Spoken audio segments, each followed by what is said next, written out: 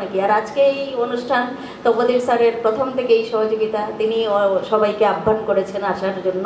তো আমি সবসময় বড়দের আশীর্বাদ পেয়ে গেছি একদম। সেই ছবিগুপ্তার থেকে শুরু হয়েছে। ছবিগুপ্তার নাম না নিলে আমার কোনো কিছু সম্পূর্ণ হতে পারে না। তার হাত দিয়েই, হাত ধরেই, তার হাত মাথায় নিয়েই আমার যাত্রা শুরু, সব কিছু শুরু। তিনি নিজের হাত দিয়ে ধরে আমাকে, বলতে গেলে আমার কবিতা যখন প্রথম ছাপা শুরু হয়েছিল, তিনি নিজে শুদ্ধ করে দিতেন, ঠিক করে দিতেন যে এইভাবে করবে, এটাকে একটু ঠিক করো। সেটার থেকেই আমার শুরু। লিখেছি তো ছোটবেলার থেকেই, কিন্তু মূল সংশোধনে যেটা ইয়েতে এসেছিল সেই ছবিগুপ্তা। তার নাম আমি এখন শ্রদ্ধার সঙ্গে নিচ্ছি, প্রণাম জানাচ্ছি তাকে। এবারে ডেকে নিচ্ছি বিশ্বতোষ চৌধুরী স্যারকে, অধ্যাপক বিশ্বতোষ চৌধুরী।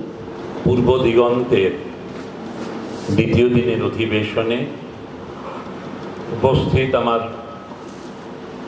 প্রণম্য বাংলা সাহিত্যের প্রথিতযশা ব্যক্তিত্ব, পাশ্চাত্য সাহিত্য তত্ত্বের প্রধান পুরোহিত অধ্যাপক তপোধীর ভট্টাচার্য। বলবেন এখনই, আর বলিস না, উনিও সবার কথা বলবেন, ওনার কথা কেউ বলবেন না, এটা তো হতে পারে না।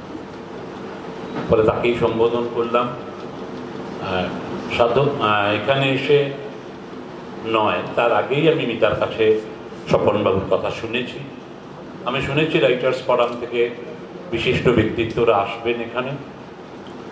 আমার বরাক উপত্যকার সাংবাদিক বোন ভাইরা, আমার সহযোগীরা, আমার বন্ধু আশুতোষ দাস, অগ্রজ কস্তুরীদি, আমি সবাইকে, শতানন্দ ভট্টাচার্য অনেকদিন পরে দেখেছি, কবি কল্লোল, আমি সবাইকে যথাযোগ্য সম্মান জানিয়ে যেটা বলবো, এবার ভুল করে ফেলেছিলাম যে গতকালকে আসার কথা ছিল, আসতে পারিনি।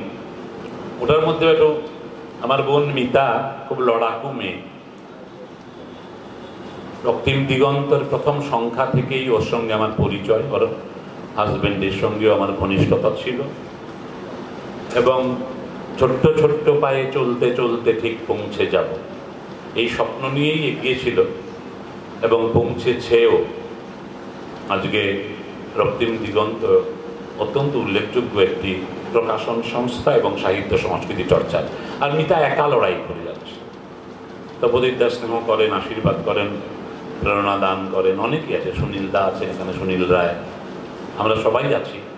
কিন্তু আছি শব্দটা খুব রিলেটিভ টার্ম, আছি কিন্তু নেই। আপনি একদম চিন্তা করবেন না আমরা আছি। এই কথাগুলো আমার কাছে খুব, যত বয়স বাড়ছে মনে হচ্ছে যে কথার কথা, কিন্তু এটাও স্বীকার করে এই কথারও কিন্তু মূল্য আছে। কিছু কিছু মুহূর্তে কিছু মানুষ এসে যখন দাঁড়িয়ে বলে আমি আছি, তখন ওই বীর পুরুষের কথা মনে পড়ে, আমি আছি ভয় করো মা কেন। ফলে মা কি সাহসী হয়ে গেছিলেন? মা কি পুত্রের উপরে সমস্ত সাহস সঞ্চারিত করে তিনি অভয় প্রাপ্ত হয়েছিলেন? হননি। কিন্তু তবুও আমি আছি ভয় করো মা কেন। আর যত দিন যাচ্ছে আমরা আপন মুদ্রা দোষে একা আমি হতেছি আলাদা। ওই আলাদার মুহূর্তে এসে কেউ যদি বলে আমি আছি, আছি শব্দটাকে আমি প্রথমে বলেছি এটা কথার কথা, আবার বললাম হয়তো কখনো কখনো কিছু কিছু উচ্চারিত ধ্বনি আমাদেরকে নতুন করে প্রাণিত করে, আমি একা নই। তো সব নিয়ে বোকামি যেটা করেছিলাম, আমি গতকালকে আসতে পারিনি কারণ মিতার অনুষ্ঠান সূচি। আমি মিতাকে বললাম যে বোন আমাকে কখন কে বলবেন, স্বপনবাবু কখন বলবেন, তপোধীবাবু কখন বলবেন, আমার কখন বলা, আরো যারা বাইরে থেকে এসছেন প্রচুর নাম, আমাকে সবাই নাম বলেছে যে তাহলে সেইভাবে যাব। কিন্তু মিতা একা তো লড়াই করে যাচ্ছে, মানে সমস্ত আয়োজনটাই তো ওর মাথার ওপরে। ফলে তখন আর ওই গোটা অনুষ্ঠান সূচি পাঠিয়েছে, কি কি হবে জানি, মেনু 4টা আছে, কিন্তু 8:30টায় কোন মেনু দেওয়া হবে আর 9:30টায় কোনটা বুঝতে পারি। ফলে কালকে আমি একটু গোলমেলের মধ্যে ছিলাম। আজকে ওকে ফোন করে বললাম যে আজকেও তো আছে, স্বপনবাবু আছেন? বলে হ্যাঁ সবাই আছেন। তপোধীর দা আসবেন? বলে হ্যাঁ। মনে হলো বেশ, তপোধীর দা আসবেন মানে সবাটা বেশ চনমনে হয়ে উঠবে। তপোদিতদা দাঁড়িয়ে যখন কথা বললেন মনে হলো তপোদিতদা না এলেই ভালো ছিল, কারণ যতটা বিব্রত করা যায়, যতটা আমি নই যা তা বলা যায়, তো তিনি সবাইকে বলেন তার অনুজদের করে চলে গেছেন, বলেছেন তার বলার মধ্যে কোনো সাবজেক্ট ম্যাটার নেই। আসলে তিনি ওরকমই বলেন, ঢুঁড়তে যাওগে, মানে খোঁজো আমি কি বলেছি, তার যার যার মতো করে নিয়ে যাও। ফলে আমরা ঢুঁড়তে যাওগের বৃত্তি আছি, তিনি তার মতো করেই বলেছেন, প্রত্যেকেই তার মতো করে বললেন। স্বপনবাবু সম্পূর্ণ অন্য একটা দিক থেকে, এবং সম্পূর্ণ অন্য দিক থেকে কি বলবো, তপোদিতদার কোনো বক্তব্য ক্যানভাসটাকে কি ছুঁয়ে যাননি, ব্যাপকভাবে ছুঁয়ে গেছেন। কিন্তু স্বপনবাবুর মতো করে ভাষা বিকৃতি, এখনকার সমাজ, অর্থনৈতিক, রাজনৈতিক, সাংস্কৃতিক প্রেক্ষিত অপূর্ব সুন্দরভাবে ছুঁয়ে গেছেন। সেই জায়গায় দাঁড়িয়ে তপোদিতদা আরেকটু নিজেকে খরণ করতে পারতেন, কারণ তিনি ভাষা বিজ্ঞানেরও ছাত্র এবং অধ্যাপক, সাহিত্যের, ভাষা বিজ্ঞানের, সংস্কৃতের, ইংরেজি সাহিত্য তো ব্যাপক পড়াশোনা এবং তারও প্রাতিষ্ঠানিক দিকে যাত্রা শুরু করেছিলেন। মাঝে হঠাৎ করে রণে ভঙ্গ দিয়েছেন, মানে তপোদিত ভট্টাচার্য একজনই হয় না। আপনি আমাকে অনেক বলেছেন, আমি তো বলবোই না, এটা অকপটে বলছি। আমরা যারা, সদানন্দ আছে, কল্লোল আছে, আমি আছি, সুনীলদা আছেন, বা আরো যারা আমাদের পরবর্তী আমাদের ছাত্রছাত্রীরা আছে, মৃদুলা আছে, হ্যাঁ, আমাদের কাছে একটা সময় শিলচর শহরে অনেক ব্যক্তিত্ব ছিলেন যাদেরকে ফোন করে আমার নিজের দ্বন্দ্ব বোঝাতে পারতাম, ভাষার ক্ষেত্রে, চিন্তার ক্ষেত্রে। মানে যাকে পাচ্ছি তাকে ফোন করে জিজ্ঞেস করে নিচ্ছি, এটা কিভাবে বলা যায়, এটাকে এইভাবে ভাবা যায়। শুধু শিলচর নয়, করিমগঞ্জে সুরিচর দিতেও কথা বলেছি, হাইলাকান্দিতে বলেছি, শক্তিধর চৌধুরীর সঙ্গে কোন সাংবাদিকতা নিয়ে কথা বলে, প্রেমেন্দ্র মোহন গোস্বামী ছিলেন।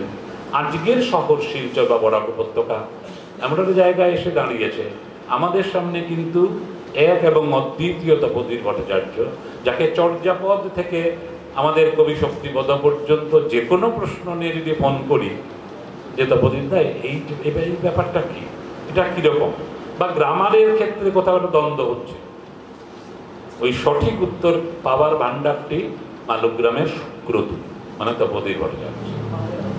তো সেই ক্ষেত্রে আর বলবো না, কারণ ধরে আমাকে ভীষণ গালমন্দ করবেন। আমার সুদীর্ঘ 40 বছরের সম্পর্ক, তার স্নেহ প্রশ্রয় পেয়েছি, বকা খেয়েছি প্রচুর।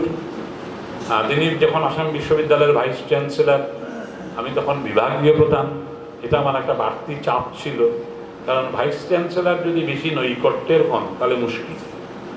তো সেটাও আমি মানে হাসি মুখে নিয়েছি, বকা দিয়েছেন, বকার মধ্যে স্নেহ থাকতো, কিন্তু পরিচালনা করেছে। এবং সত্যি করে আসাম বিশ্ববিদ্যালয় বাংলা বিভাগের প্রতিষ্ঠাতা স্থপতি তপোদিত ভট্টাচার্য। পরবর্তীকালে যে আমরা তার আদর্শ বা দর্শন সম্পূর্ণটা ধরে রাখতে পেরেছি, না, পারিনি, কারণ এভাবে একা পারা যায় না। তো এখানে অনেক ফাঁক ফোকর আছে, কিন্তু তার টোন এন্ড টিউনটা বিভাগে এখনো আছে, এটা ঘটনা।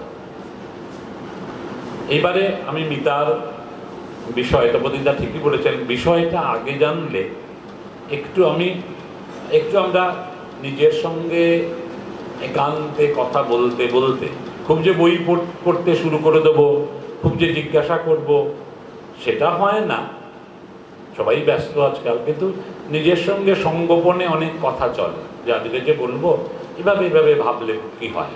তো আমি যখন মিতাকে ফোন করেছি, তখন আমার জামা প্যান্ট পরা হয়ে গেছে, তপোদিতদা আসবেন কিনা, স্বপনবাবুরা আছেন কিনা সব জানছি। ফলে তখন বললো যে এই বিষয়টা এরকম বিষয়। ফলে আদৌ কিছু না ভেবে প্রাত্যহিক দৈনন্দিনতার মধ্যে দাঁড়িয়ে যে আমার ভাবনা, আমার চিন্তা, ভাষা বিকৃতি নিয়ে মাস কয়েক আগে লিখেছিলাম, ভাষা নিয়ে ভাষা একটা প্রবন্ধ, ভাবলাম ওটা খুঁজে বের করে নিয়ে আসি, তার থেকে কিছু উদাহরণ দিতে পারবো। সব উদাহরণ মনে থাকে না অনেক সময়, কিন্তু ওই অসংখ্য ইয়ের মধ্যে ওটা খুঁজে পেলাম না। তপোদিতদা যেটা বলেছেন, আমরা ও তার আগে বলি পূর্ব দিগন্ত উৎসব। আমাদের মিতার একটা দিগন্ত থাকে সবসময়, তার পত্রিকার নাম রক্তিম দিগন্ত, উৎসবের নাম সবাইকে নিয়ে করেছে রাইটার্স ফোরামে পূর্ব দিগন্ত উৎসব। মানে তার মাথার উপরে আকাশ আছে, সেটাকে সে মান্যতা দেয়। পূর্ব দিগন্ত উৎসবে তপোদিতদা বলেছিলেন যে পূব হাওয়াতে দেয় দোলা। অন্যভাবে বলেছিলেন, আমি রবীন্দ্রনাথকে একটু আশ্রয় করলাম। এটা বলতে ইচ্ছে হচ্ছিল ওখানে বসে। আমি যখন 3 কাঠার জায়গা কিনে আনপর একটা লোক কিছু মিস্ত্রি দিয়ে বাড়ি বানাতে শুরু করলাম, যেটা তপোদিতদা করেননি, সব বৌদি করেছেন, স্বপ্না ভট্টাচার্য। তপোদিতদার হাতে একটা ডায়াগ্রাম থাকতো, আমাকে, আমি বললাম কোথায় যাচ্ছেন, বলে বাড়ি বানাচ্ছি, মানে এটা তুলতেন। আর তারপরে ইট কাঠ বালি সিমেন্ট আর মিস্ত্রিটা বৌদির, এটা তপোদিতদার নয়। তখন তিনি হয়তো বাক্তিল পড়ছেন, আমি দেখেছি। তো এটা তার কোনো ক্রেডিট নেই।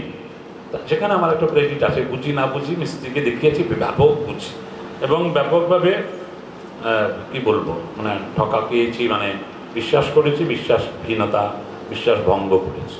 তা আমি ভাবলাম যে প্রথম প্রতিশ্রুতির দক্ষিণের বারান্দা, দক্ষিণ দুয়ার আজি খোলা, পূব হাওয়াতে দোলা, তাহলে পূর্ব দিকটা খোলা রাখি আর দক্ষিণে ব্যালকনি রাখি। আমার মিসেস বললো গন্ডগোল করছো, এদিকে তুমি এরকম খোলা রাখবে না, এদিকে রুম রাখো, ওদিকটা রাখো। ও কি বুঝে বললো আমি জানি না, কিন্তু আমি সম্পূর্ণ ভিন্ন মেরুতে দাঁড়িয়ে ওর কিচ্ছু কথা মানিনি, উল্টো বলেছি। তারপরে দেখলাম কোনো হাওয়া আর আমার ঘরে লাগে না। গেল কোথায়? আমার এক বন্ধু, ও এনভায়রনমেন্টাল সায়েন্সে, তো আড্ডার ছিল। আমি বললাম, আচ্ছা আমাদের সাহিত্যে তো দক্ষিণের বারান্দা, দক্ষিণের হাওয়া রবীন্দ্রনাথ শিখিয়ে গেছেন, সবাই শিখিয়ে গেছেন, পূর্ব দিক আর দক্ষিণ দিককে ব্যাপক বলেছেন। তা আমি ওইগুলো মাথায় রেখে করলাম, হাওয়া পাই না রে। ও বললো, তুই আছিস কোথায়? আনলাম উত্তর পূর্বে। বলে, তোর উত্তরটাকে বাদ দিয়ে তুই শুধু পূর্ব দিকের আর দক্ষিণের হাওয়া পাবি, দক্ষিণে হাওয়া পাওয়া যাবে না। মানে আমাদের শিলচরে, বরাক উপত্যকায় দক্ষিণের হাওয়া আলাদা করে লাগবে না। না কেন? ও তখন বিজ্ঞান দিয়ে এবং জিওগ্রাফিক্যালি কিন্তু বোঝাল, মানে আমরা কোন জায়গায় অবস্থান করছি। কারণ সত্যি করেই আমি বলেছিলাম ওকে, আমি যখন বাইরে কোঠায় বসি তখন থেকে উত্তর দিক থেকে শঁ শঁ করে হাওয়া ঢুকছে। আমি তখন ব্যালকনিতে এসে দাঁড়িয়ে দেখি দক্ষিণের কোনো হাওয়া পাচ্ছি না। ফলে এরকম বিপর্যয় হয়েছে, তার বৈজ্ঞানিক কারণ আছে। দেখলাম যে যেটা পশ্চিমবঙ্গের হাওয়া, যেটা উড়িষ্যার হাওয়া, যেটা বাঁকুড়া বীরভূমের হাওয়া, সেটা বরাক উপত্যকার হাওয়া, ওই দরজাটা খোলা থাকে না। এটা বিজ্ঞানী বলেছিল আমাকে, আমার এক বন্ধু এনভায়রনমেন্টাল সায়েন্টিস্ট, সিনিয়র সায়েন্টিস্ট, শিলংয়ে থাকে, ও বলেছিল। ফলে বুঝতে পারছেন যে যার পূর্ব নেই দক্ষিণও নেই, সেরকম একটা জায়গায় দাঁড়িয়ে, আপনাদের সামনে দাঁড়িয়ে ভাষা বিকৃতি বলবো না। বাংলা ভাষা আমরা সবাই জানি, এই প্রকোষ্ঠে যারা আছে, চিরকাল সমৃদ্ধ হয়েছে গ্রহণ করে বাংলা ভাষা এবং সংস্কৃতি, এবং বাঙালিরাই তো চিরকাল, আমরা জানি, বর্জন নয়, গ্রহণই সভ্যতার প্রথম কথা। যার জন্য দেখবেন বাঙালিরা যে কতটা উদার, এটা আমরা একটা আত্মসন্তুষ্টির জায়গাও বটে। মাঝে মাঝে আমার এখন মনে হয় এত ঔদার্য বোধহয় ভালো নয়। গণতন্ত্র ভালো, কিন্তু অতি গণতন্ত্রে বিপর্যয়ও ঘটে। তপোদিতদা মানবেন না, আমাকে বকবেন, কারণ তিনি গণতন্ত্রে বিশ্বাস, আমি গণতন্ত্রে বিশ্বাস। কিন্তু অতি গণতন্ত্র যদি আসে, বাড়িতে যদি আমরা সবাই নেতা হয়ে যাই আর সবাই যদি একটা মতামত দিই, কোনো সিদ্ধান্ত কিন্তু পারিবারিকভাবে দেওয়া যাবে না। এই ছোট ছোট বিপর্যয়গুলো ঘটে। তাহলে কি দাঁড়ালো এই বাঙালি, বঙ্গভাষা, বঙ্গ সংস্কৃতি, রামমোহন থেকে শুরু করে, বিদ্যাসাগর থেকে শুরু করে, হরপ্রসাদ শাস্ত্রী থেকে শুরু করে, রমেশচন্দ্র দত্ত থেকে শুরু করে, অক্ষয় দত্ত থেকে শুরু করে, আমাদের সৈয়দ মুস্তাফা আলী থেকে শুরু করে, কে না, নজরুল তো বটেই, চিরকাল গ্রহণ করেছেন। এবং বাংলা ভাষা, বাংলা সংস্কৃতি পৃথিবীর উত্তঙ্গ শিখরে বিরাজ করছে, এতে কোনো সন্দেহ নেই। কারণ বাংলা ভাষাই একমাত্র ভাষা পৃথিবীর যে কত বিশ্ববিদ্যালয়ে পঠন পাঠন হচ্ছে। উইলিয়াম রাদিচেকে বর্ধমান বিশ্ববিদ্যালয়ে যখন পাঠ গ্রহণ করছি, যখন উইলিয়াম রাদিচেকে দেখেছিলাম আমাদের বাংলা বিভাগের প্রকোষ্ঠে বসে বলছেন, হৃদয় আমার নাচে রে আজিকে ময়ূরের মতো নাচে রে, তখন কুণ্ঠিত হয়েছিলাম যে তার কণ্ঠস্বরের যে ধ্বনি, তার উচ্চারণের যে স্পষ্টতা এবং তার যে মগ্নতা রবীন্দ্রনাথের কবিতা নিয়ে, সেই জায়গাগুলো তো আমি ছুঁতে পারিনি, তিনি বিদেশি হয়ে ছুঁতে পেরেছেন। এবং 3 উইলিয়ামের 1 উইলিয়াম যিনি অনুবাদ করে শ্রেষ্ঠ অনুবাদক হয়েছেন বলেছিলেন আমাকে। একটা ইন্টারভিউ নিয়েছিলাম, কিন্তু জোড়া পাকানো ক্যাসেট, তখন ক্যাসেট বন্দির ক্যাসেট ছিল।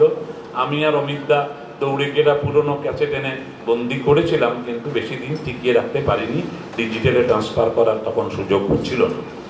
তো বলেছিলেন তার মাই তার বাংলা ভাষা শিক্ষার প্রথম আরাধ্য দেবী। তো দেখুন, তারাপদ মুখোপাধ্যায় সারা জীবন বিদেশে শিখিয়েছেন বাংলা ভাষা, অথচ আমরা নিজ ভূমে পরবাসী। তো বোধহয় খুব সুন্দর বলেছেন আসাম বিশ্ববিদ্যালয় 19শে মে, 21শে জুলাই, 21শে ফেব্রুয়ারি। আসাম বিশ্ববিদ্যালয়ে কারা পড়ছে? আমি এই বিশ্ববিদ্যালয়ের নিন্দা করছি না, আত্মবিশ্লেষণ আত্মসমালোচনা করছি। 19শে মেতে মিছিল, গান, 17 থেকে 27 পর্যন্ত আমরা উৎসব করি। বাংলাদেশ, পশ্চিমবঙ্গ থেকে বিখ্যাতরা আসেন, আমাদের আপ্লুত অবস্থা দেখে ওরা ধন্য ধন্য বলে যান। কিন্তু পরের দিন যদি আমার বিশ্ববিদ্যালয়ে যাবার সময় আমার বাসে উঠি, তখন আমার রাঙ্গিরখাড়ি, আমার কলেজ রোডের, আমার সুভাষনগরের, আমার মালগ্রামের, আমার দেশের ভাই শুকুর মাহমুদের মালতীকে পাই, বা শ্যামলীকে পাই, বা টুসিকে পাই, বা পরমেশ্বরকে, সায়ন্তনকে পাই, তখন দেখি এরা রাজস্থান, বিহার, মহারাষ্ট্র থেকে নেমেছে, এরকম বোধ হয়। কারণ কিছুটা সিলেটি উপভাষা, বাকিটা হিন্দি আর হাফ ইংরাজি। এই এক অদ্ভুত ভাষা, মানে গ্রামার নেই, সাবজেক্ট অবজেক্ট ভার্ব নেই, যেখানে এসে ধাক্কা খাবে ওটার থেকে হিন্দি শুরু হয়। আমি কনসাসলি দেখেছি, ওখান থেকে হিন্দি শুরু হলো, বাকিটা সিলেটি বা মান্য বাংলা। তাহলে 19শে মের 7 দিন যে শহীদ তোমায় ভুলিনি ভুলব না, শক্তিপদ ব্রহ্মচারীরা প্রবন্ধে লিখেছিলেন যে উৎসবের বহর কমিয়ে একটা দিন আসুন আমরা শুদ্ধ বাংলা লিখি, একটাও বানান ভুল না করে। আমার মনে হয়েছিল এটাই বোধহয় চরম অর্থ হতে পারে শহীদদের প্রতি। কিন্তু আমরা আকছার বাংলা বানান ভুল করি। প্রাইমারি স্কুলে বা হাই স্কুলে প্রথম দিকে যখন ছেলেটি মাকে জিজ্ঞাসা করে যে জিজ্ঞাসা কেমন গো, বলে রসইকার বা দীর্ঘইকার কিছু একটা হবে, লিখে নি, কারণ ওটা মায়ের ভাষা। ইংরেজি বানান ভুল করলে আমরা কি কুণ্ঠিত হই, কি ভুল করি। কল্লোল ইংরেজিতে অনুবাদ করে কবিতা, কল্লোলের সামনে যদি আই জায়গায় ওয়াই বসাই, তাহলে কত ছোট লোক কত শিক্ষিত হয়ে যাব ভেবে আমি তখন আমার সমস্ত পালকগুলো গুটিয়ে, কিন্তু যখন দীর্ঘইকার, রসৌকার, দীর্ঘৌকার, রসৌকার কোনো মা বাপ থাকে না, আমরা লজ্জিত হই না, বরং প্রচ্ছন্ন অহংকারে বলি বাংলা তো কি গণ্ডগুলি একটা ভাষা, কখন যে কি হয়। তাহলে হিন্দিতে কখন কি হয়, স্ত্রীলিঙ্গ পুংলিঙ্গই তো বোঝা যায় না। আমি হিন্দিতে খুব মাস্টার রাখি, যাচ্ছে না অবস্থা, মানে চেষ্টাও করি না, লজ্জাও পাই না, জানি না যে, বিশ্বাস করি। তো কারণ আমি ওই বেল্টে কোনোদিন বড় হইনি, তো সেক্ষেত্রে হিন্দির জেন্ডার বোঝাটাই তো মুশকিল, কোনটা পুংলিঙ্গ আর কোনটা স্ত্রীলিঙ্গ, এই নিয়ে আমাদের কোনো মাথা ব্যথা নেই। যত মাথা ব্যথা জিজ্ঞাসা নিয়ে, জিজ্ঞাসা নিয়ে, বিস্ময় নিয়ে, মুমূর্ষ নিয়ে কিছু একটা লিখে নেই। মা তো আমরা সারা জীবনে মাকেই সবচেয়ে বেশি বাজে কথা বলেছি, রাগ দেখিয়েছি, কারণ জানি একটু পরে মা ভুলে যাবে। আমাদের মাতৃভাষাও তাই, মায়ের ভাষা তো। আর বাংলা তো বানিয়ে লিখে নেব। ইংরাজির 5টা মাস্টারমশাই আছে, ইকোনমিক্সের আছেন, ম্যাথসের 2-3 জন, বলে বাংলা কার কাছে পড়ে? বাংলা নিজেই পড়ি, মা পড়ায়, বাবাও পড়ায়, কাকুও সে মাঝে মাঝে দেখিয়ে দেয়, পাড়ার মেসোমাসি একজন আসেন, সবাই মিলে আমরা বাংলা পড়াই। এই জায়গায় তো আছি এখনো। 1000 বছর অতিক্রান্ত হলে কি হলো? সেই জায়গায় দাঁড়িয়ে ওই যে ভাষা নিয়ে ভাষা লিখেছিলাম, তাতে লিখেছিল এরকম যে ইদানিং কালে তরুণ, যারা বারবার স্বপনবাবু বলেছেন, প্রথম যৌবনে যারা টকবক করছে তাদের মুখ দিয়ে কি বেরোয়। আমার ছোট কন্যা মাঝে মাঝে প্রমা বলে ভীষণ বিয়ার্ড লাগছে। তো বিয়ার্ডের যে অর্থটা জানতাম, প্রমার কাছে দেখলাম অর্থটা উল্টে গেছে। আমি বিয়ার্ড মানে কি রে বাবা? বিয়ার্ড জানো না? তুই কি বলো? আমি তুই যত্রতত্র বিয়ার্ড বলিস, ভাল লাগছে না। স্যারটাকেও বিয়ার্ড, অমুক বান্ধবী কি বললো বিয়ার্ড, আজকে আমরা বাড়িতে কি করেছি বিয়ার্ড। মানে তাহলে বিয়ার্ডের প্রকৃত অর্থ কি? বলে তুমি বড্ড প্রশ্ন করো গো সব কিছু নিয়ে। তাহলে দেখুন, যে কোনো সময় এই যে বলছি আপনাদের সবার বিয়ার্ড লাগছে, আমি জানি, ক্ষমা করবেন। ফানি একটা শব্দ ইদানিং ইংরেজি এসছে। আগে জানতাম আমরা ফানিকে একটু তাচ্ছিল্য করে বলি, যে অমুক না খুব কথাবার্তার মধ্যে ফানি কথা বল, তো মোটা মাথা এরকম। আজকাল সবটা ফানি। চয়ন আমার সঙ্গে খুব মজাটা করলো, কি ফানি না, মানে এটাও ফানি। আর কেউ বিলোদা ব্যাট কথা বললো, এটাও ফানি। এবং মোবাইলের একটা ল্যাঙ্গুয়েজ আলাদা তৈরি হয়েছে, অনবরত কিন্তু ইয়াংদের মধ্যে এটা ব্যবহৃত হয় একেবারে। আমি ওই শব্দগুলো তুলে তুলে ওই ভাষা নিয়ে ভাষায় লিখেছিলাম, দু একটি ফর্ম দিয়েছি। মানে আমি তুলে তুলে দেখিয়েছিলাম যে কিভাবে ব্যবহৃত হচ্ছে। বাংলাকে কি আমরা প্রপাতলি করছি? স্বপনবাবু ছুঁয়ে গেছেন, উনি বিজ্ঞাপন বলেছেন টিভির, কিন্তু সিরিয়ালের বাংলা এটা কি খুব শুদ্ধ বাংলা বলছি আমরা? যারা লিখছেন দিনের পর দিন, মাসের পর মাস। এবং আমার বড়দার ছোট ছেলে বাংলা সিরিয়াল করে কলকাতায় থাকে, তো রিক অর্ণব চৌধুরী, ও বলে, আমি বললাম যে আচ্ছা তোদের যে মেগা হয় ব্যাপারটা কি? মানে ওরা স্ক্রিপ্টটাকে আগে পেয়ে যায়? বলে কি বলো ছোটকা, এই করতে সময় সে স্ক্রিপ্ট ঢুকলো লীনা দি। আচ্ছা, দেখলাম কালকে যে দেওয়া হয়েছিল বলেছে এটা চিড়ে ফেলে দাও, কারণ পরশু রথযাত্রা আছে, ওখানে রথ ছেড়ে দেখবেন সব সিরিয়ালে দুর্গাপূজা, লক্ষ্মী পূজা, কালী পূজা, রথ, চুলন সব এসে ঢুকছে। তাহলে কি যিনি লিখেছিলেন তিনি তখন মূল স্ক্রিপ্ট এটা লিখেছিলেন না? লিখছেন, পাঠাচ্ছেন, সিরিয়াল হচ্ছে, চলছে। দেখলেন যে আর কিছু বলার নেই, এই দুটো সন্ধ্যা রথ নিয়ে চলে যান, ফলে রথ বা ঝুলন নিয়ে চলছে। আর আমরা গগ্রাসে গেছি বোকার মতন, আহা দারুণ তো, আহা কি ভক্তি, টিভিতে নমস্কার দিচ্ছে। এই যে কাণ্ড কারখানাটা চলছে, মানে আমার মাঝে মাঝে মনে হয় কেউ গভীরে যায় না। একটা গান আছে না, গভীরে যাও, তো গভীরে যাও এখন বলতে হচ্ছে, না হলে কেউ গভীরে যায় না, সবাই ভেসে বেড়াচ্ছে শ্যামলার মতো। এক স্কলার সুপারভাইজার ফোন করছেন আমি, যে তুমি কয়েকদিন আগে ডিপার্টমেন্টে আসার কথা ছিল, এলে না, তোমার চ্যাপ্টার করতে। বলে স্যার আমি বাড়ি গিয়ে ফোন করছি, ওনা তুই বাইরে? বলে হ্যাঁ। কোথায়, কার সঙ্গে? বলে মায়ের সঙ্গে। অত প্রশ্ন করলে আবার আজকাল ছোটরা রাগ হয়, অত কৌতূহল কিছু। আমার মেয়ে বলেছে তুমি অত প্রশ্ন করবে না লোককে। ওর বান্ধবীদের যখন জিজ্ঞাসা করি বাবা কি করেন, মা কি করেন, বাড়ি কোথায়, পরে আমার প্রমা বলে এত প্রশ্ন কেউ ভালোবাসে না, এগুলো করবে না। তো আপনারাও নিশ্চয়ই শুনেছেন। তো দেখা গেল মেয়েটিকে বললাম যে তুমি মায়ের সঙ্গে গেছো? বলে হ্যাঁ। কোথায়? ওটা মন্দিরে। আচ্ছা, কোন মন্দিরে রে? বলে জানি না।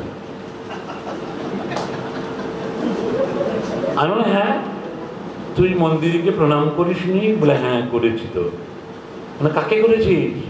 বলে মা করেছে, আমিও করেছি। সে কিন্তু পিএইচডি স্কলার, এমফিল স্কলার, তখন ভবিষ্যতে পিএইচডি করবে। তো আমি বললাম তোমার দ্বারা আর পিএইচডি হচ্ছে না। বলে স্যার এরকম করে বললেন কেন? বললাম যে তুমি কখন কি করো সেটাই তো জানো না, তুমি কাকে প্রণাম দিচ্ছ, মনসা না শীতলা না কালী না শনি, সেটাই জানো না, জানতে ইচ্ছে হয়নি। যার জানতে ইচ্ছে হয়নি সে রিসার্চ করবে কি করে? সার্চ হয়ে আছে, পুনরন্বেষণ। তুমি খুঁজছো আবার নতুন অলিগলির গোলক দাদায় কোথাও কিছু আছে নাকি যাবার, এবং ওইখানে এসে বলবে যে পথ এখনো শেষ হয়নি। তো তুমি সেটাই জানো না। আচ্ছা বাদ দে, মার সঙ্গে ঘুরে আয়। পরের দিন আমি আবার বসে অনেকক্ষণ বললাম, এবং অনেক দিন পরে আবিষ্কার করিলাম আমি যাহা বলিয়াছিলাম তাহা কিছুই বলা হয় নাই। কাদম্বরী মরিয়াও প্রমাণ করিল সে মরে নাই। কারণ সে যে জায়গায় আছে ওই জায়গাতে আছে। আমরা একটা অনুষ্ঠান করেছি রবীন্দ্র জয়ন্তী, বলে ঠিক নাই তো বর্ষা পর্যায়ে কি কি গান হয়েছে বলে এগুলো খেয়াল করে। রবীন্দ্রনাথ গান আমার পর্যায়ে আছে নাকি? এই প্রশ্নের সম্মুখীন হয়েছে। সাহিত্যেরই ছাত্র। তো দেখুন তাহলে সত্যি করে আমরা বিয়ার্ড সময়ের কাছে, পরিসরের কাছে, আমাদের পরবর্তী প্রজন্মের কাছে। তাহলে দোষটা কি তাদের? দোষটা কিন্তু তাদের নয়। দোষটা কিন্তু তাদের নয়। মা বলতেন মানুষ হবি, আর পড়াশোনা তো সবাই করে, তুমিও করছো, এমন আর কি গাছের গোটা হয়ে গেছে। এখন মারা বলেন ফার্স্ট কিন্তু হতে হবে। ওই মা কিন্তু, আমি জেনে বুঝে বলছি, মা প্রচন্ড ফাঁকিবাজ। আমার প্রাক্তন ছাত্র ডিসি কলেজের কোনো এক সময় বেদম নীল উড়না দিয়ে স্কুটারে ঘুরে বেড়াবে। এখন মা হয়েছে, মেয়ে ক্লাস 8 বা 9 পড়ে। এইবার লুকিং লিঙ্গারিং লুক বিহাইন্ড, পেছনে ফিরে দেখছে ওর ফাঁক ফোকর। ওর ফাঁক ফোকরটাকে পূর্ণ করার জন্য ইচ্ছা পূরণের পাত্র বানিয়েছে তার মেয়েকে, এবং খড়গহস্ত হয়ে বলেছে যে তুই যদি এবার ফাঁস না হস পাড়ায় মুখ দেখাতে পারবো না, কিলিয়ে না ভূত ছাড়িয়ে দেবো। এবং সেই মেয়েটি কেঁদে আমার মেয়েকে মন করেছে, মা বলেছে ঘর থেকে বের করে দেবে বলে কাঁদছে। তো আমার ছোট কন্যা খুব মন দিয়ে বোঝাচ্ছেন, পাশ দিয়ে যেতে যেতে শুনেছি। রাত্রে খেতে বসে বললাম অমুক না কি দেখলে, হ্যাঁ কি হয়েছে বলে মা খুব বকেছে, ফার্স্ট না হলে পাড়ায় নাকি মা মুখ দেখাতে পারবে না। আলাম মা যে একবার ফেল করেছিল তখন মুখ দেখাতে পেরেছিল। বলে তুমি কি করে জানলে? আলাম আমি তো পড়িয়েছি ডিসি কলেজে। ওইটা ঢাকার জন্যে যারা, যে মারা, যে বাবারা পড়াশোনায় চরম ফাঁকি দিয়েছেন, দেখবেন এরা ছেলেমেয়ের পড়াশোনায় ভীষণ তৎপর। সিলেবাসের জন্য ওই বাড়ি থেকে ওই বাড়ি ঘুরে বেড়াচ্ছেন। যাদবপুর ইউনিভার্সিটি দেখেছিলাম গত মাসে, আমার ছোট কন্যার একটা টেস্ট ছিল। তো ভাবছিলাম মেয়েকে ওই পরীক্ষার হলে দিয়ে গাঙ্গুলি বাগান ফিরে যাব, পরে এসে নিয়ে যাব। কিন্তু বেরিয়ে দেখলাম তো প্রদীপদা যে এত বাবার দল, এত মায়ের দল, এবং এখানে থাকলে আমার অনেক মানে সাহিত্যের উপাদান বাবা মেলাতে পারবো উপন্যাস ছোট গল্পের সঙ্গে। আমি তখন অসংখ্য বাবার সঙ্গে ভিড়ের মধ্যে মিশে গেলাম, মানে কে কাকে চেন, এবং কেউ কারোর সঙ্গে কারোর পরিচয় দিতে হয়নি। আমাকে একজন বললেন আপনি ছেলে না মেয়ে? বললাম মেয়ে। আচ্ছা কোত্থেকে? বলে আসাম থেকে। ওরে বাবা, আসাম থেকে মেয়েকে নিয়ে এসছেন এখানে পড়াবে? বলে আচ্ছা আচ্ছা, খুব ভালো খুব ভালো, খুব উৎসাহিত। বলে অন্য বাবারা শুনছেন। বললেন আসামের কোন জায়গায়? ভাবলাম শিক্ষা জগতের, সংস্কৃতি জগতের না বলে শিলচর হয়তো নাও জানতে পারেন। আমি মিথ্যে বললাম গৌহাটি। বলে ও গৌহাটি, আচ্ছা আচ্ছা। কারণ আমি অনেক সময় শিলচর বলে বলেছি যখন আমি কলকাতায় পড়াশোনা করতাম, যখন গবেষণা করতাম, অনেকে শিলচর বলেছে, খুব মুগ্ধ চিত্তে বলেছি সত্যপতির ভট্টাচার্য, শক্তিপদ ব্রহ্মচারী, আপনারা শিলচর বললেই চিনবেন। তো তিনসুকিয়া, আমার মাসুতো ভাই থাকে, তো ওই তো আপনার পাশের ওই গলিতেই। তো তখন খুব কষ্ট পেয়েছি, বলেছি শিলচর কোথায় আর তিনসুকিয়া কোথায়। তিনি অত উৎসাহিত হলেন, আমি তো উৎসাহিত হতে পারছি না, দুঃখ পাচ্ছি। তো বুঝতে পেরেছি, খারাপ লাগেনি, বুঝতে পেরেছি তিনি সাহিত্য সংস্কৃতি জগতের নয়, ওই বই টই পড়েন না বলে এরকম। এই বাবা আমাকে বললেন আসাম না ভীষণ সুন্দর। আমার একটু কৌতূহল জাগলো। তারপরে বললেন আমি তো রেলওয়েতে চাকরি করতাম, জোনাল ট্রান্সফার নিয়েছি, আমি লামডিংয়ে ছিলাম, আমি মালিগাঁওয়ে ছিলাম, আমি হাফলংয়ে ছিলাম। আমার তখন প্রত্যয় জাগলো, সত্যি করে আসাম চেনেন। বললেন শিলচরে গেছিলাম, শিলচরটা খুব প্লেইন অ্যান্ড সিম্পল, খুব ভালো লাগে। তখন আমার মনে হলো আমি বলি আমি শিলচরে নিচে। আমি বললাম দেখুন আপনাকে আমি মিথ্যে বলেছি, যদি না চেনেন আমি কিন্তু শিলচরেরই ছেলে, জন্ম শিলচরে, পড়াশুনো কলকাতায়, আবার ব্যাক করেছি। বলে তাই নাকি? বলে হ্যাঁ। বলে শিলচর সম্পর্কে উনি মুগ্ধতা প্রকাশ করলেন, তার বন্ধু টন্ধু আছে ইত্যাদি। তারপরে যেটা বলার জন্য কথা বলেছি, তার মেয়ে যে কতটা মেধাবী, তার মোবাইলে মাধ্যমিকের মার্কশিট, হায়ার সেকেন্ডারি মার্কশিট, এই দেখুন এই দেখুন এই দেখুন, এই তৃষ্ণা বসা দেখেছেন তো, 96 96 এরকম করে উত্তেজিত বাবা। আরেক বাবা বললেন আপনি 96 কি দেখাচ্ছেন, কি ভেবেছেন যাদবপুরে এরা 1500 খাতা দেখবে? দেখবে না, মনে হচ্ছে ভাইস চ্যান্সেলরের সঙ্গে এইমাত্র দেখা করে এলেন। ওই বাবাটি মনে হয়েছে ভাইস চ্যান্সেলরের সঙ্গে দেখা করে এসছেন, 1500 খাতা দেখা হবে না। বলে ওখান থেকে মাঝখান থেকে 5টা 10টা বের করে দেখবে, কে দেখবে 1500 খাতা? 1500 খাতা দেখা যায়? আরেকজন বাবা বলছেন যত নষ্টের গোড়া যাদবপুরটা, ভাবছিলাম মেয়েকে দেবো না, বিশ্বভারতীটা অ্যাপ্লাই করতে মিস করে গেল, ওখানে বেশ শান্ত ধীর স্থির, কিন্তু হলো না। আমার মেয়ের 96 মানে পার্সেন্টেজ। তাহলে দেখুন বাবা মারা আমরা কি শিক্ষা দিচ্ছি? কোনটা? মার্ক, উচ্চাকাঙ্ক্ষা, উচ্চাবিলাস, ক্যারিয়ারিস্ট এবং অ্যাম্বিশাস বানাচ্ছি। অথচ পৃথিবী হৃদয়হীন মেধা চায়নি কোনোদিন, এখনো চায় না। মেধা চায় কিন্তু সহৃদয় মেধা চায়। আমরা হৃদয়হীন মেধার জন্ম দিচ্ছি, যার জন্যে আমাদের প্রকাশের ভাষাটাও হয়ে গেছে ওটা হৃদয়ে ছুঁয়ে কথা বলে না, এবং আমরা ছোট ছোট বৃত্তের মধ্যে ঢুকে গেছি। আমি, আমার স্ত্রী, আমার সন্তান, আমার সুখ। তপোদিতা মলের কথা বলেছিলেন, মলে গিয়ে খাবো, গাড়ি করে ফিরবো, কাউকে পরিচিত পেলে একটু মুচকি এসে গ্লাস নামিয়ে বলবো বড্ড গরম পড়েছে না, তাও গাড়িতে এসি আছে বলে বেঁচে গেছি। এই যে সমস্ত কিছুতে যে ঊর্ধ্বে বিচারণ করছি, মাটির সঙ্গে যে সংযোগ নেই, তাহলে কি ব্যথিত হব, কষ্ট পাবো? তপোদিতা বলছেন এখানে সে বেদনার কথা বলার জন্য আমি আসিনি, আমিও তাই নয়। এরপরেও মিতা থাকে, এরপরেও পূর্ব দিগন্ত থাকে, এরপরেও স্বপনবাবু এবং যিনি শুরুতে রবীন্দ্রনাথের অপূর্ব গান উপনিষদের বাণী প্রথম উচ্চারণ করে গাইলেন, চিৎপটাং খাটে হয়ে বাড়িতে কলকাতায় শুয়ে থাকতে পারতেন, বিকেলে রবীন্দ্রসদনের বারান্দায় গিয়ে বেশ কিছু দেখতে পারতেন, ফাইন আর্টস একাডেমিতে নাটক দেখতে পারতেন, না করে ফ্লাইট বা ট্রেনের জার্নি দিয়ে ওরা এসছেন নতুন করে মানুষের সঙ্গে একটা সম্পর্কের ব্রিজ তৈরি করতে। আসলে এটাই বেঁচে থাকবে। আর আমরাই আক্ষেপ করব গেল গেল বলে, আসলে কিছুই গেল না। 19 শতকেও তো গেল গেল বলা হয়েছিল অনেক কিছুকে, 20 শতকেও বলা হয়েছে, 21 শতকেও বলা হবে। তারপরে যে অবশিষ্ট থাকবে তাই নিয়ে হবে ঐক্যতান, তাই নিয়ে হবে মানুষের কথা, তাই নিয়ে হবে জয়। এবং এখানে কোনো শক্তির কোনো ক্ষমতা নেই ভাষা সংস্কৃতিকে দাবিয়ে রাখার। ভাষা বহতা নদীর মতো আপন গতিতে চলবে, কোনো শক্তি নেই।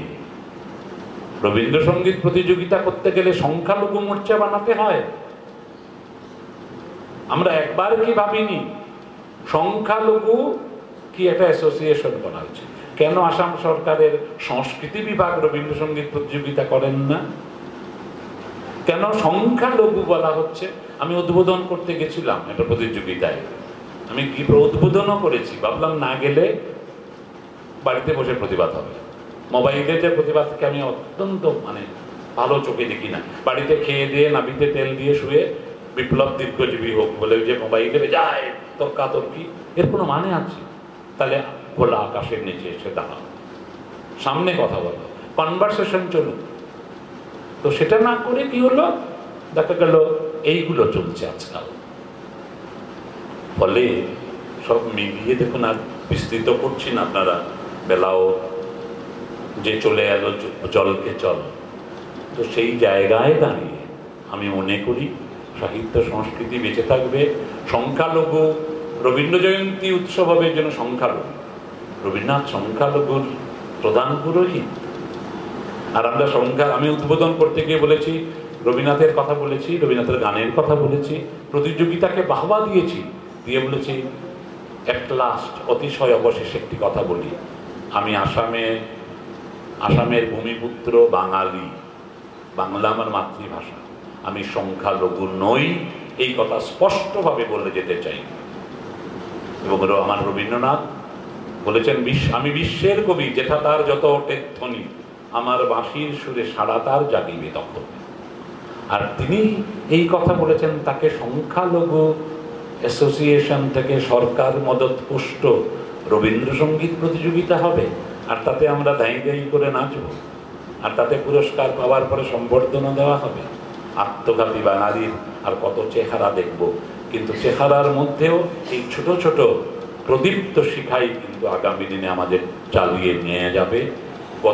গত দিনও চালিয়েছে। ব্রাহ্ম আন্দোলনের কথা ভাবুন, 19 শতকের ছোট ছোট বৃত্তের কথা ভাবুন, বসে বসে কনভারসেশনের কথা ভাবুন। রবীন্দ্রনাথ না হলে আর শিলচরে আসার উদ্যোগ নিতেন, তখনকার শিলচর, করিমগঞ্জে এসে শরীর খারাপ করলো বলে সিলেট চলে গেলেন। সিলেটেই বা যাবেন কেন রবীন্দ্রনাথ? রবীন্দ্রনাথের সিলেটে যাওয়ার 100 বছর পূর্তি উপলক্ষে বাংলাদেশ সরকারের আমন্ত্রণে গেছিলাম, কয়েক জায়গায় বলেছি যে এই জন্যই তো রবীন্দ্রনাথ 69 বছর বয়সে তিনি রাশিয়া যেতে পারেন, আর 61 বছর বয়সে করিমগঞ্জ যেতে 3 বার ভাবি, যদি শরীর খারাপ করে, যে গরম। কই আমার কলকাতার রাইটার্স ফোরামের কেউ তো ভাবেননি যে ওখানে এসি থাকবে, তো মিতা এসি ব্যবস্থা করবে তো। কোন হোটেল? সাহিত্য সম্মেলন করে দেখেছি বিখ্যাত কবি সাহিত্যিকরা আগেই জিজ্ঞাসা করেন, এসি আছে তো? কোন হোটেলে থাকবো? আচ্ছা, ওখানে কি দেয় ব্রেকফাস্টে?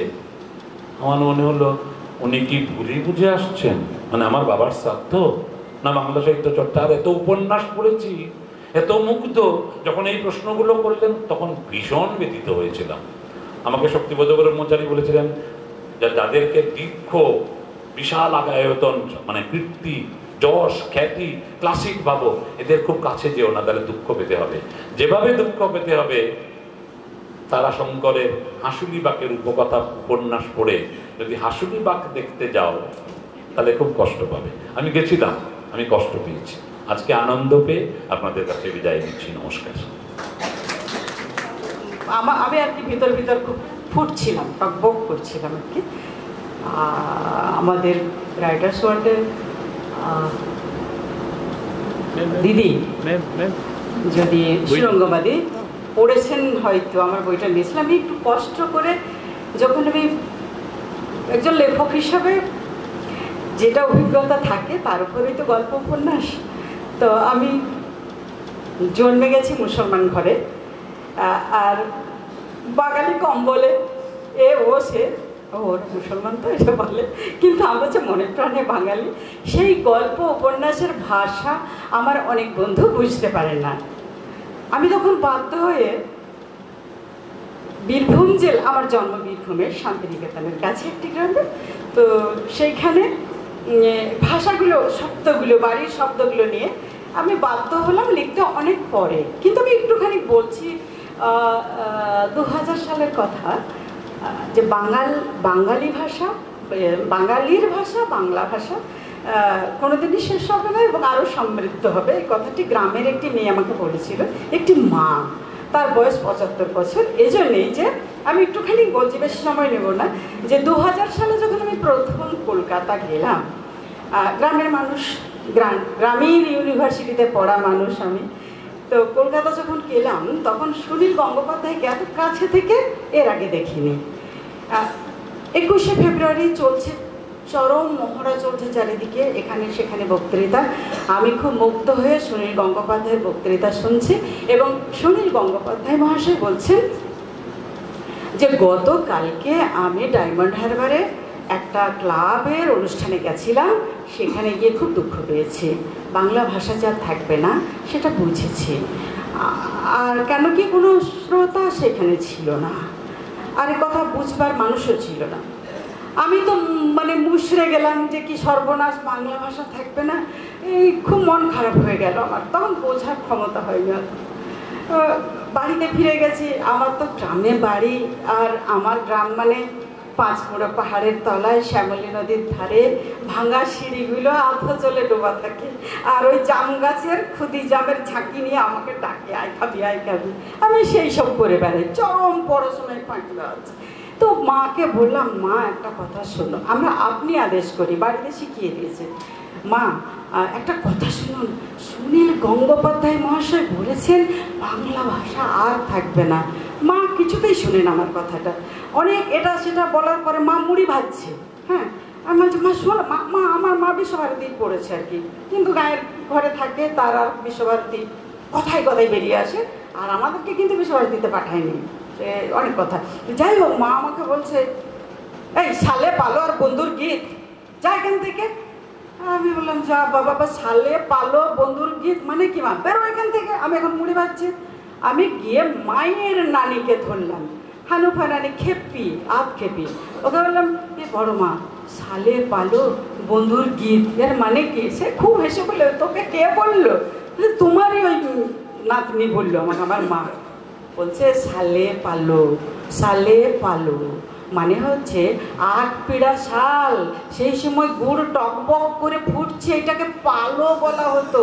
আর সেই সময়ে যে গুড়টা তোলে তার অনেক দায়িত্ব, আর সেই সময়ে ওই গুড় তোলার লোকটার কাছে তার বন্ধু গিয়ে বলছে, আমি একটি গীত শিখেছি, তুই শোন।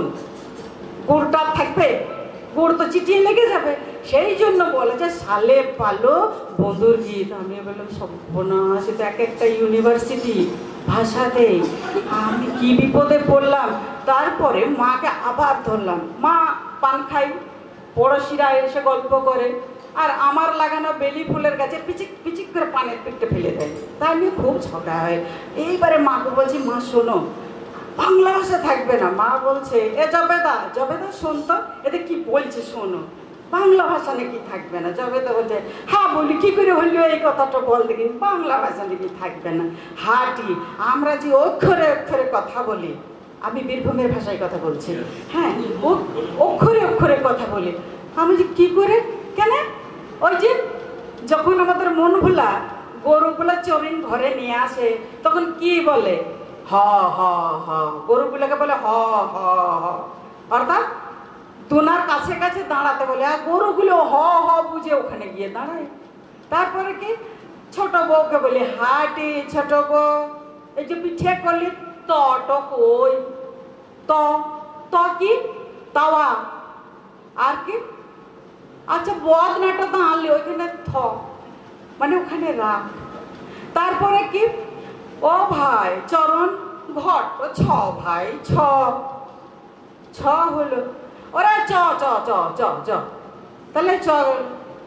হারে এত এত পড়ালেখা করিয়ে ফ ফ করে ঘুরিয়ে বেড়াইছিস, হ্যাঁ? আচ্ছা ফ ফ হয়ে গেল। তারপরে কি হলো, আর বলিস না, কি, আজ দুদিন থেকে দুয়াল আসে না। ওরে ও চামুনের বাপ, গাইটো তো ভাই, তো অ থেকে চন্দ্রবিন্দু পর্যন্ত ওই মায়ের বান্ধবীরা এক এক এক করে বলে গেল। তারপরে বলল, বাংলা ভাষা কোনোদিন শেষ হবে না, কারণ আমরা বর্ণে বর্ণে কথা বলি। ধন্যবাদ।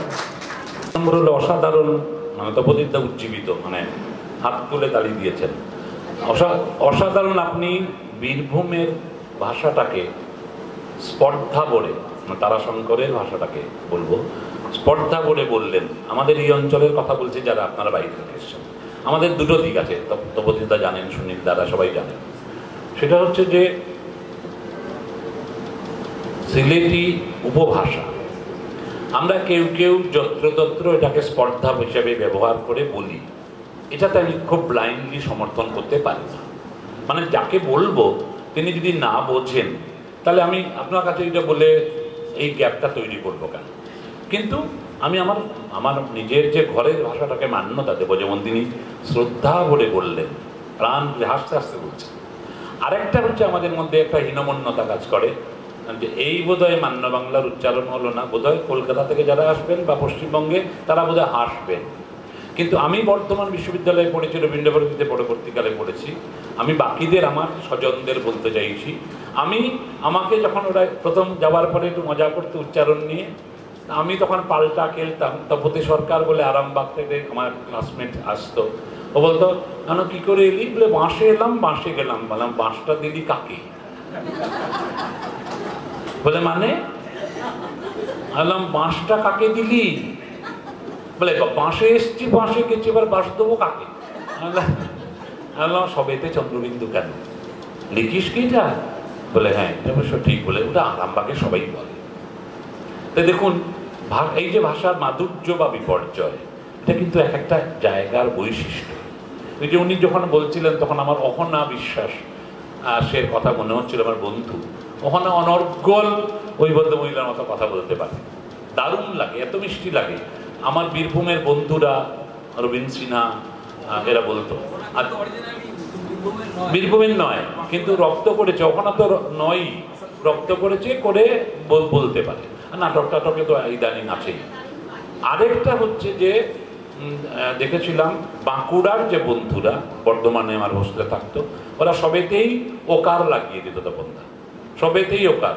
রবীন পাত্র মাইকে আমাদের ঘোষণা করতো এক্ষুনি খেলা শুরু হয়ে যাবে, মানে এইরকম একটা ব্যাপার। তখন তুমি এরকম করে যাত্রার মতো বলো কেন?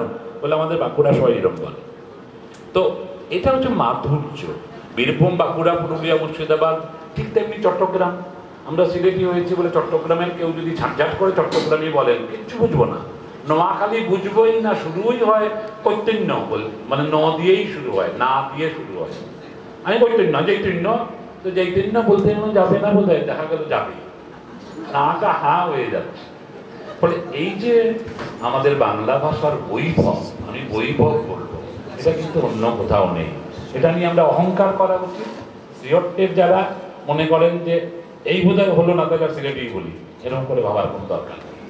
কারণ আজকাল পশ্চিমবঙ্গের যারা পড়াশুনো করেন, যারা সচেতন, আমি বলছি না সবাই সাধারণ বাবু বা যারা সবাই ম্যাডামরা আসছেন সবাই তা নয়, কিন্তু আজকাল আর বেড়া নেই, কর্কি বাঙাল বলে কোনো জায়গা নেই।